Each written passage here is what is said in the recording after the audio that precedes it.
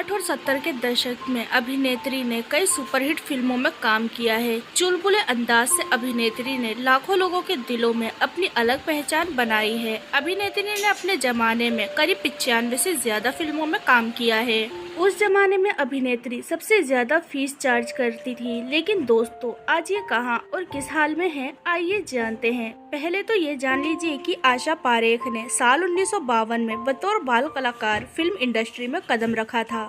हालांकि शुरुआत में मिली नाकामी के बाद भी उन्होंने हार नहीं मानी और अपनी प्रतिभा के दम पर इंडस्ट्री में अलग पहचान हासिल की। यही वजह थी कि उन्हें उस दौर में भारतीय सिनेमा की हिट गर्ल के नाम से जाना जाता था। बतौर बाल कलाकार पहली फिल्म करने के बाद आशा ने घराना, जिद्दी, उपकार, आया सावन, झूमके, कटी पतंग, मेरा गांव मेरा देश, कालिया और घर की इज्जत जैसी कई सुपरहिट फिल्मों में काम किया। आशा पारेख ने फिल्मों में एक्टिंग करने के साथ साथ कई गाने भी गाए हैं। वहीं साल 1992 में अभिनेत्री को भारत सरकार द्वारा पद्मश्री से भी सम्मानित किया गया था। बतौर बाल कलाकार फिल्म इंडस्ट्री में कदम रखने वाली अभिनेत्री आशा पारेख जिंदगी भर अकेली रहीं। दरअसल एक्ट्रेस ने कभी शादी ही नहीं की। ऐसे में अभिनेत्री को शादी न करने का अफसोस भी नहीं था। आशा पारेख शादी करना चाहती थी, लेकिन अपनी अधूरी प्रेम कहानी के कारण अभिनेत्री ने आजीवन शादी न करने का फैसला किया। रिपोर्ट की माने तो अभिनेत्री उस जमाने के मशहूर निर्देशक नासिर हुसैन के साथ रिश्ते में थी। उसी समय नासिर हुसैन शादीशुदा थे, जिसके कारण ये रिश्ता किसी मुकाम तक नहीं पहुंच सका।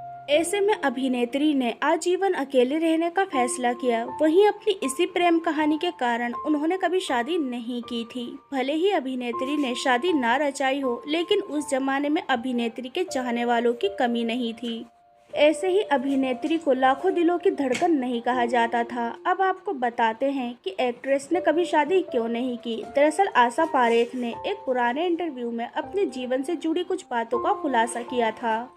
कम उम्र में डिप्रेशन के बारे में बताते हुए उन्होंने कहा था, मैं जानती हूँ कि जब जो होना होता है वो हो जाता है, लेकिन कम उम्र में अपने माता पिता को खोने का दर्द बहुत खराब होता है। मैं भी अपने माता पिता के चले जाने के बाद डिप्रेशन में चली गई थी।